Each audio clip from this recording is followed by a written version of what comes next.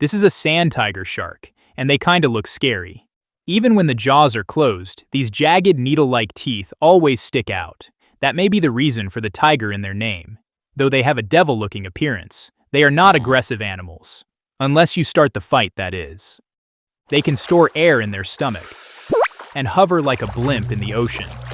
They have a lot of weird stuff going on, but the weirdest one is their mating. When it's mating time, the female releases pheromones, and males around the area are attracted towards her. The dominant male will try to remove other males, either by pushing or even by biting. And when he wins the fight, the chasing begins. The male will nudge his nose towards the cloaca of the female and start following her. This can run from a few hours to days. But when the female starts showing the signs, he bites near the front fin of the female and won't let go. This bite can be powerful, and the scars from these bites are visible for a long time. With the bite support, the male twists and tries to maintain a mating position. If that doesn't work, he simply flips the female. It triggers tonic immobility. If you have watched my previous video about sharks, you may know tonic immobility. This makes him easy to mate. He inserts one of his two claspers into the cloaca and starts the process. The mating lasts just for around a minute. He transfers the sperm and leaves. After the female wakes up, she invites other males and repeats the process a few more times. Then, she leaves too. Females have 2 uterus, and she develops around 20 eggs in each one to fertilize. The eggs start hatching inside the womb after around 4 to 5 months. The pups hatch with sharp fangs, ready to hunt. So, they start eating their own siblings. The strongest one devours all the hatched sharks and unhatched eggs. The process is called adelphophagy, which literally means eating one's brother. When everything is devoured, mother releases more unfertilized eggs inside the chamber as the food for the winter. The pup lives eating the eggs in the womb soup. And around 9 months to a year later, it turns to a meter-long hunter, ready to survive in the open water. Then the mom gives birth to 2 pups from each uterus and leaves them. Both kids go their separate ways and start their own life. And after 7 years, the cycle continues. This is an ant, and there are over 12,000 known ant species. These guys are miniature cleaning agents, and they help to clear the dead and decaying organic matter from the environment. We have talked a lot about ants in Fact video, so let's talk about their weird mating. Most of you may not know that when it's mating time, the ants grow wings. Yup, almost all ants you know, like carpenter ants, weaver ants, or even the sugar ants, can fly. It happens only during the mating season. Usually the queen lays hundreds of eggs every day and fertilizes them. All the fertilized eggs turn into females or worker ants. Since bees and ants are like cousins, it's the same mechanism here. But when it's the mating time, there is a change of plans. The queen stops fertilizing most of the eggs. Only select few are fertilized, and those fertilized are given a royal treatment. That means more protein and nutrition to the fertilized larvae. Hence, those larvae hatch into new future queens. And the rejected unfertilized eggs turn into wing males, also known as drones. The stage is set, and they wait for the right condition to leave the colony. During summertime, when the weather clears after the rain, the soil is soft, and that's the cue to leave the home. But I personally think that one colony leaves, it scatters the scent in the air, and the next colony follows it.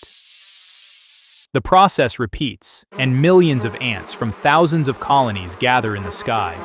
Since all leave almost at the same time, I made this hypothesis. Anyway, males search for queens of other colonies, grab their back, and start the sperm transfer.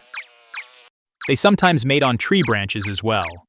Some ant queen mate with just one drone, while other mate with a couple of them. After mating, all the males die. Well, that's the only purpose of their existence. Queen lands on the soft soil and removes her wings. She finds a burrow and starts laying eggs. She fertilizes them, and they hatch into larvae. The queen lays few more unfertilized eggs as food for those larvae. She also regurgitates and feeds them. They hatch into females and start collecting the food for colony and the queen. Queen keeps laying hundreds of fertilized eggs every day for the rest of her life. The new colony is formed, and after the colony becomes healthy and self-sufficient, the cycle continues. This guy is a lyrebird, and it's like a portable speaker. It's among the best mimicry birds, and can produce a lot of sound, even artificial ones like siren and camera shutter. So, if you go into the moist forest of southern Australia and hear chainsaw noise, it's either the lyrebird or the deforestation. These beautiful birds have lyre-like feathers, hence called the lyrebirds. Though they look gentle and beautiful, they change to lyrebirds when it's mating time. When the male is ready, he searches for an elevated land, clears the area, and makes a stage for his performance. Then he starts the concert. He sings songs like chainsaw, laser gun, camera shutters, or even the sound of other birds. If the female is impressed, she accepts the male and gives the signal. But if she is not impressed, she ignores the male and decides to leave the place. Now, the deception begins. When the uninterested female is about to leave, he mimics distress call of other animals, or even the sound of predators. The female gets afraid and seeks the support of the male. Well, male provides the support, like this. Also, during the process, the male covers the female's head with his wings to prevent her from noticing his deception. Now, both the process and the deception are complete. When the cloacal kiss is done, the female leaves, and male starts the performance again to impress a new girl. The female leaves in search of a safe place to make a nest. But if she sees another cooler concert on the way, she will mate with that guy too. After she finds a good place, she makes a dome-shaped nest with grass, leaves, and branches. She uses her feather for flooring and lays an egg. The egg hatches after 5 weeks, and the chick stays with mom for around 7 weeks, or until it's able to take short flights. Then it leaves the nest. And around 5 years later, the cycle continues. This is a goat, and you all have probably seen one in real life. If you remember Pyrenean ibex from last video, those were true goats, the wild ones. If you don't know, mountain goats are not true goats. Anyway, the other true goats are domesticated ones, and there are over 300 breeds of domesticated goats. Either they be wild or domesticated. The main thing common between all of them is their mating style, and that's really weird. When the days start to get short and the seasons get cold, the goats enter the heat. The females start secreting pheromones in the urine and advertise their reception. They get unrest, start generating yelling sound, and try to attract the capable males. The males, they get on whole different level. Their hormone level increases so much that they can't control their urges. And they smell like hell. It's called rut. They even urinate on their own face and legs. The smell attracts the mature females, but the urea from urine can even burn their skin. But it's a small sacrifice for the prize of mating. It's so blinded by the urge that it rides on anything. It doesn't care if it's another male, immature female, a tree, or a chair. If it's goat-sized, it rides on it. The immature female just ignore him and move away.